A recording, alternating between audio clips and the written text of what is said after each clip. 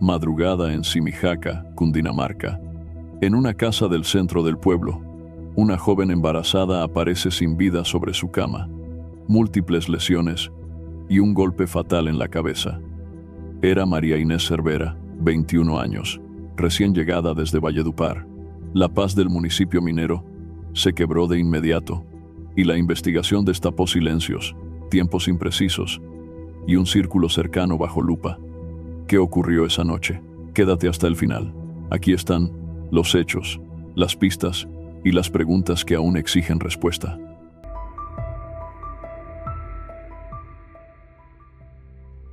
María Inés Cervera, una joven vallenata de 21 años, les anunció a su madre y a sus 5 hermanos mayores que pronto dejaría de ser la niña consentida de la casa y se iría lejos para hacer su propia vida. Su madre, Inés María Caraval, contó que María Inés partió desde Valledupar hacia Sogamoso, donde se alojó con unos primos, y desde ahí empezó a construir su camino. Terminó sus estudios de bachillerato en Chiquinquirá y se propuso convertirse en ingeniera de minas. Como no contaba con el dinero para la matrícula, decidió aprender por su cuenta, mientras reunía los recursos necesarios. Por eso se trasladó a Simijaca, un municipio conocido por su actividad minera. Allí, sola, empezó una búsqueda de trabajo que muchas veces la llevó al desespero y a pensar en regresar, como le aconsejaba su madre. «Regrésate a Valledupar». Estuvo a punto de hacerlo, pero entonces un amigo le presentó a un hombre que cambiaría el rumbo de su vida para siempre. Ese hombre era Giovanni Ernesto Sánchez, dueño de una mina, 15 años mayor que ella y casado desde hacía 20 años con Marinela Charrupi, con quien tenía 3 hijos. A pesar de eso, él y María Inés comenzaron una relación. Ella estaba profundamente enamorada. Llamaba a su madre para pedirle recetas. «Mami, ¿cómo se hace una vinagreta? Le voy a hacer una ensalada a Yoba», le decía. También copiaba cartas de amor que solía escribirle con frecuencia a Giovanni. Una de ellas hablaba de los momentos hermosos, de los días en que solo quería que él y ella fueran uno solo, del estremecimiento que sentía con solo verlo. María Inés era una joven hermosa, inteligente, dinámica, tierna y siempre atenta a todo. 2 meses después de iniciar la relación, acordaron vivir juntos en un apartamento en el 3er piso de un edificio en Simijaca, Cundinamarca. Su relación se fortaleció rápidamente y 4 semanas después de mudarse juntos, viajaron a Valledupar para que Giovanni conociera a la familia Cervera. Aunque María Inés había tenido relaciones anteriores, nunca había llevado a alguien a su casa. A Giovanni sí lo llevó y lo presentó formalmente. Durante ese puente festivo, él convivió con casi todos los miembros de la familia, excepto con Miguel, el hermano mayor, con quien no logró conectar. Miguel, el hermano mayor de María Inés, nunca aceptó del todo la relación entre ella y Giovanni. Sentía desconfianza, especialmente porque Giovanni tenía 3 hijos con otra mujer, una situación que le parecía inaceptable. Aunque en la casa Giovanni había afirmado que ya no vivía con su anterior pareja, Miguel no se convencía. La madre de María Inés, Inés María, prefería creerle a su hija. Aún así, también tenía sus propias inquietudes respecto a Giovanni. Lo consideraba un hombre mujeriego, alguien que, pese a decirse feliz con María Inés, disfrutaba demasiado de la vida social en la calle. Las sospechas sobre una posible nueva relación por parte de Giovanni también circulaban, aunque no había confirmación. A pesar de todo, la relación entre María Inés y Giovanni se fue afianzando. 2 meses más tarde, la joven estaba embarazada. Recibió la noticia con alegría, convencida de que ya era momento para formar una familia. Con 21 años, sentía que ese hijo llegaba en el tiempo justo. La familia, aunque con sentimientos encontrados, también compartió la felicidad, pues sabían que el embarazo había sido planeado y deseado por ambos. El 14 de septiembre de 2011, cuando María Inés ya estaba en su 4º mes de embarazo, la pareja tenía previsto viajar a Bogotá para comprar lo necesario para el bebé. Pero esa mañana, ella despertó enferma y decidió quedarse en casa. Esperaba a Giovanni por la noche. 12 horas después, todo cambió de manera trágica. La policía de Simijaca recibió una llamada inesperada. Quien hablaba era Giovanni Ernesto Sánchez y decía que alguien había torturado a María Inés. Al ser interrogado por los agentes, aseguró no tener sospechas sobre nadie. Cuando el patrullero entró al apartamento, se encontró con una de las escenas más crudas de su carrera. El cuerpo de María Inés estaba tendido en el suelo de una de las habitaciones. El cuerpo fue hallado en condiciones que evidenciaban una agresión violenta. Estaba atado y presentaba signos de haber sido golpeado con un objeto contundente. La investigación quedó a cargo del mayor Johnny Osorio, quien confirmó que la batería fue el arma homicida y que había causado un aplastamiento del cráneo. Además, se encontró otra herida aún más impactante. El cuerpo presentaba una herida en la zona abdominal. Según los peritos, esta podría estar relacionada con el embarazo de la víctima. Después del levantamiento del cuerpo, los investigadores comenzaron a recoger los objetos que aún estaban cubiertos de sangre en la escena del crimen. Un cuchillo fue hallado sobre la cama y quedó bajo custodia para ser enviado a medicina legal. El impacto emocional fue devastador para la familia. La madre de María Inés quedó paralizada, sin poder procesar lo ocurrido. Sentía que algo dentro de ella se rompía. Los hermanos pequeños estaban desorientados, en estado de shock. El dolor era inmenso. Para ella, el dolor como madre era incomparable, mucho más profundo que cualquier otro. En Simijaca, un pequeño municipio de apenas 3.000 habitantes, la noticia se esparció rápidamente. Los vecinos consternados repetían el viejo refrán: pueblo chico, infierno grande. Nadie en la comunidad recordaba un crimen tan brutal. Era un lugar tranquilo, y jamás imaginaron que algo así pudiera ocurrir. En todos los años que llevaban viviendo allí, nunca se había visto una tragedia de esa magnitud. Mientras tanto, en el tercer piso del edificio donde ocurrió el crimen, los investigadores comenzaban a construir hipótesis. La posibilidad de un robo fue rápidamente descartada. No faltaban objetos de valor, no había señales de fuerza en la entrada, ni indicios de que alguien desconocido hubiese ingresado a la fuerza. También se evaluó si María Inés había sido víctima de agresión sexual, pero los exámenes forenses lo descartaron. La chapa de la puerta principal estaba intacta, lo que indicaba que la víctima había abierto la puerta voluntariamente. La persona que entró no le generó sospecha. Esto llevó a pensar que el asesino era alguien cercano, alguien en quien confiaba. A pesar de la recolección de pruebas, no se encontró evidencia que indicara con claridad si el agresor era hombre o mujer. Lo único claro era que se trataba de un crimen cometido con experiencia, planeado cuidadosamente y ejecutado con una violencia que sugería motivaciones personales.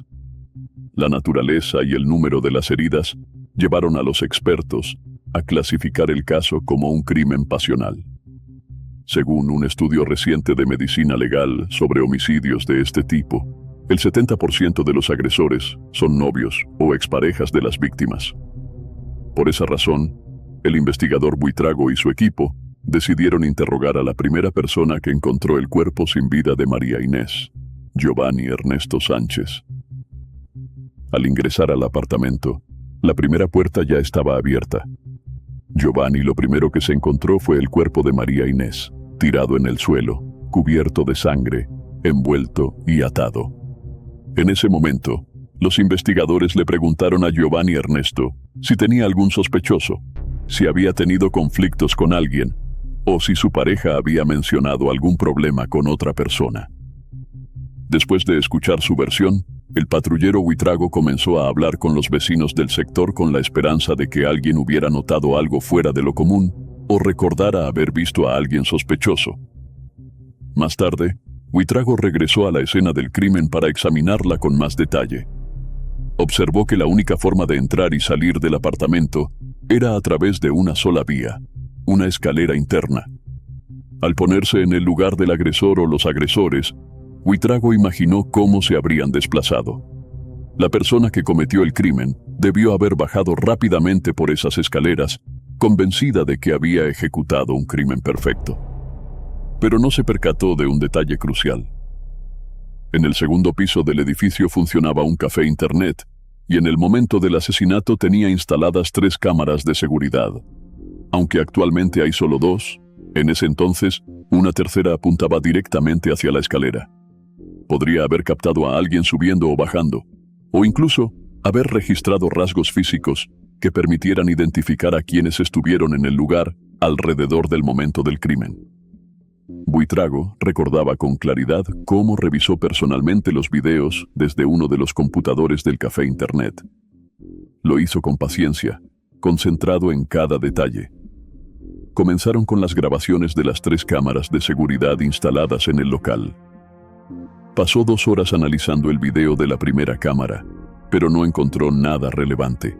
Lo mismo ocurrió tras revisar, durante varias horas más, el material de la segunda cámara. Sin embargo, al revisar las imágenes de la tercera cámara, algo cambió. Después de examinar todo el registro del día, descubrieron un fragmento de apenas 2 o 3 segundos que resultó clave. Una mujer y un hombre bajaban apresuradamente desde el 3er piso. En el video, se identificó claramente a una mujer afrodescendiente, de complexión robusta.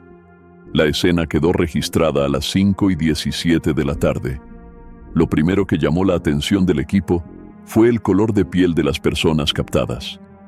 Supusieron que, si estaban involucradas en el crimen de María Inés, probablemente no eran del municipio y tal vez ya se habían marchado. Al día siguiente, 15 de septiembre de 2011, los agentes citaron a Giovanni Ernesto Sánchez en la estación de policía de Ubaté. Allí le mostraron el video con esos breves segundos captados por la cámara. Giovanni, al ver las imágenes, reconoció de inmediato a una de las personas. Era Marinela Charrupi, la mujer con quien había convivido durante 20 años y madre de sus 3 hijos. A pesar de estar separados, Giovanni jamás imaginó que Marinela pudiera estar vinculada a un crimen de esa magnitud. Su reacción sorprendió al patrullero Buitrago. Giovanni proporcionó datos clave: nombre completo, dirección de residencia y antecedentes de la mujer. Con esto, Buitrago tenía ahora una nueva sospechosa. Entendió que, para esclarecer el asesinato de María Inés, debía primero comprender a fondo la otra relación que Giovanni Ernesto mantenía en su vida. Giovanni Ernesto Sánchez conoció a Marinela Charrupi hace 21 años, en Azucauca. 5 años después, se casaron. Marinela era una mujer responsable en sus deberes, aunque también muy celosa. Según Giovanni, esos celos no siempre tenían fundamento, sino que se alimentaban de rumores malintencionados que circulaban entre conocidos. A los 22 años, mientras trabajaba en las minas del Cauca, Giovanni ya tenía 3 hijos con Marinela. La familia Sánchez había vivido de la minería durante mucho tiempo, pero en 2005, las condiciones laborales cambiaron drásticamente, obligándolo a mudarse a Simijaca, donde también había actividad minera. En ese nuevo contexto, dejó atrás su rol como minero tradicional y comenzó a emprender. Lo logró, pero su vida personal empezó a resquebrajarse. Según Giovanni, Marinela empezó a cambiar. Comenzó a salir sola los fines de semana, especialmente a bailar, algo con lo que él no estaba de acuerdo. En una ocasión, discutieron de forma violenta. Él reconoció haberla agredido verbalmente y haber levantado la mano. Ella también respondió, lo insultó y lo atacó físicamente, llegando incluso a herirlo con un objeto punzante. No fue el único episodio tenso en su relación. La convivencia de 2 décadas se deterioraba cada vez más. Fue entonces, en marzo de 2011, cuando apareció María Inés, una joven solitaria, que según Giovanni, le ayudó a olvidar los malos momentos que estaba atravesando. Se conocieron por medio de un amigo en un bate. María Inés era muy diferente a Marinela. Tenía metas claras, aspiraba a convertirse en profesional. A pesar de seguir casado con Marinela, Giovanni inició una relación con María Inés. Al sentirse emocionalmente agotado por su matrimonio, pensó que lo mejor sería tomar distancia para evitar más daño, especialmente a sus hijos. Cuando se lo planteó a Marinela, ella respondió con una serenidad inesperada. Le dijo que si ya no era feliz con ella, no había problema, siempre y cuando no dejara de cumplir con sus responsabilidades. Si había encontrado a alguien que pudiera hacerlo feliz, no se opondría. Reacción sorprendió profundamente a Giovanni. No era la respuesta que esperaba. Incluso llegó a pensar que ella estaba cambiando, quizás por motivos espirituales, ya que en ese tiempo Marinela había empezado a leer la Biblia y asistir a la iglesia. Años atrás, afirmó, una conversación así habría terminado en una explosión de furia. Giovanni se fue a vivir con María Inés y comenzó formalmente una relación con ella, pero no rompió del todo el vínculo con Marinela. Durante todo ese tiempo, Marinela seguía pendiente de su vida. Estaba atenta a si la pareja discutía, salía o a cualquier detalle de su convivencia. Cuando Giovanni salía del apartamento, Marinela lo llamaba para preguntarle dónde estaba. A menudo también le preguntaba por María Inés. El día en que ocurrió el asesinato, Marinela lo llamó nuevamente. Le preguntó dónde se encontraba, y él le respondió que iba hacia Ubaté. También le dijo que María Inés se había quedado en el apartamento. Al día siguiente, Marinela volvió a comunicarse con él, mostrándose sorprendida. Le preguntó cómo era posible que hubieran matado a María Inés. En ese momento, el patrullero Buitrago estaba presente y le indicó a Giovanni que le dijera a Marinela que María Inés no había muerto, sino que estaba herida en el hospital. Esa misma noche, Marinela volvió a llamarlo. Al enterarse de que María Inés había fallecido, simplemente respondió, si Dios se la llevó, sabrá por qué fue. El testimonio de Giovanni, junto con las imágenes captadas por la cámara del café internet, convirtieron a Marinela Charrupi en la principal sospechosa del asesinato. Pero eso no fue todo. 3 días después del crimen, la policía recibió una declaración inesperada. Un hombre se presentó asegurando que Marinela lo había contactado para asesinar a María Inés. Según su testimonio, Marinela lo abordó en la puerta de su casa y le dijo que tenía un trabajo para ofrecerle: matar a María Inés, la mujer de la mina. Le ofreció 3 millones de pesos por hacerlo. El hombre pidió 10 millones, pero como Marinela dijo que no tenía esa cantidad, el trato no se concretó. Gracias a la grabación del video y este nuevo testigo, los investigadores estaban cada vez más cerca de identificar a los responsables. Ya sabían con certeza quién era la mujer que aparecía en el video: Marinela Charrupi. Lo que aún no sabían era la identidad del hombre que descendía las escaleras inmediatamente después de ella. La estación de policía de Ubaté recibió una llamada anónima.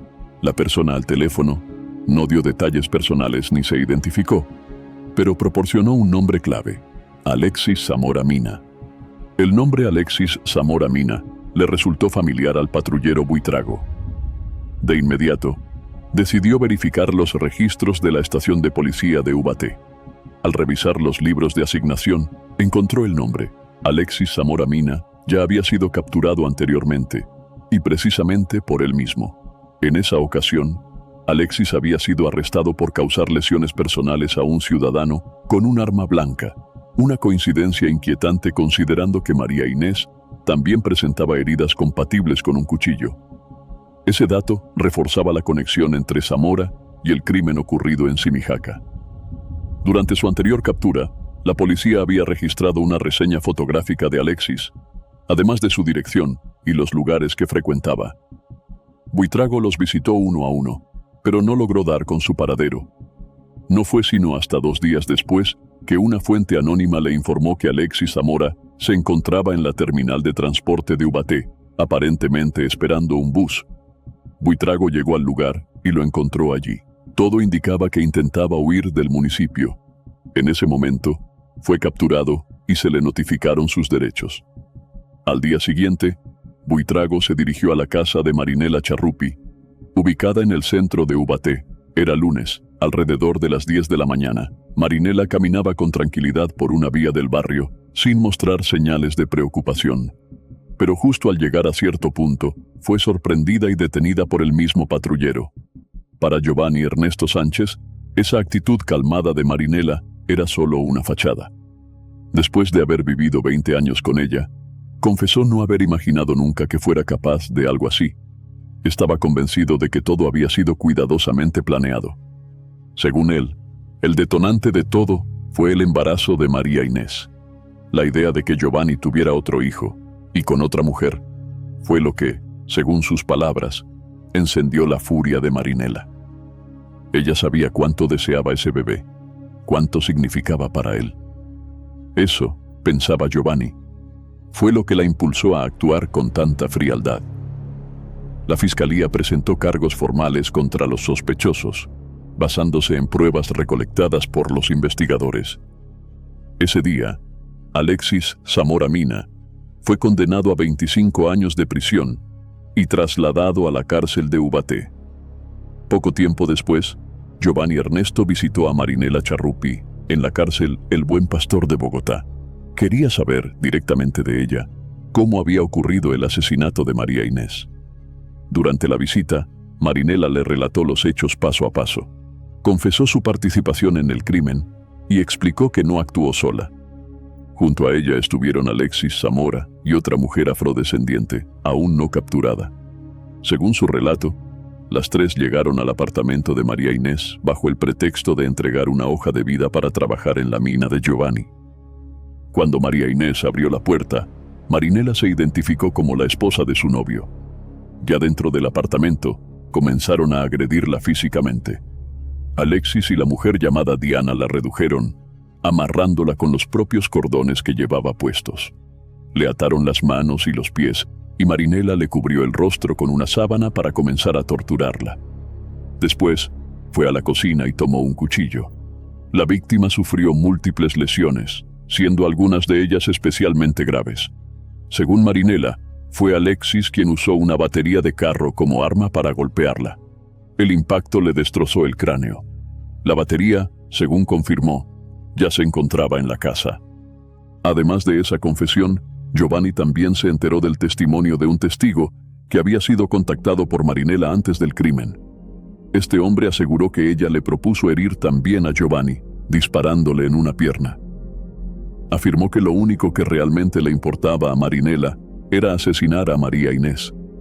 Cuando le preguntaron si se sentía culpable de alguna manera por la tragedia, Giovanni respondió que quizás, si no hubiese conocido a María Inés, todo habría sido diferente. Aunque también reflexionó que, si Marinela fue capaz de hacer eso con María Inés, podría haberlo hecho con cualquier otra mujer. Sobre su vida sentimental actual, Giovanni confesó que no se considera una persona que pueda estar sola. Admitió que ya tiene una nueva pareja y que están empezando una nueva relación. Carolina, la nueva pareja de Giovanni Ernesto, conocía la historia que todavía pesaba sobre él, pero ahora comenzaba a cuestionar la relación por un hecho que la marcó profundamente. 2 meses atrás, recibió un mensaje anónimo que despertó temor por su seguridad, recordándole los trágicos hechos del pasado. El mensaje fue claro y perturbador. La advertencia sugería que el pasado podía repetirse. Ante el miedo, Carolina decidió marcharse de inmediato. La angustia de vivir bajo esa sombra constante, sin saber si el peligro era real o solo un intento de intimidación, fue demasiado. No se sentía capaz de continuar una relación con ese nivel de zozobra, sabiendo que cualquier vínculo nuevo de Giovanni podía convertirse en una nueva amenaza. Mientras tanto, Marinela Charrupi continuaba en negociaciones con la fiscalía. Por su colaboración con la justicia, se estimaba que su condena no superaría los 20 años. Para muchos, entre ellos la familia de María Inés, eso parecía insuficiente. La consideraban una persona cruel, capaz de planificar un crimen con total frialdad. Si fueras Carolina, ¿te atreverías a continuar la relación con Giovanni? ¿Crees en el perdón en historias como esta? Deja tu opinión en los comentarios y no olvides suscribirte al canal.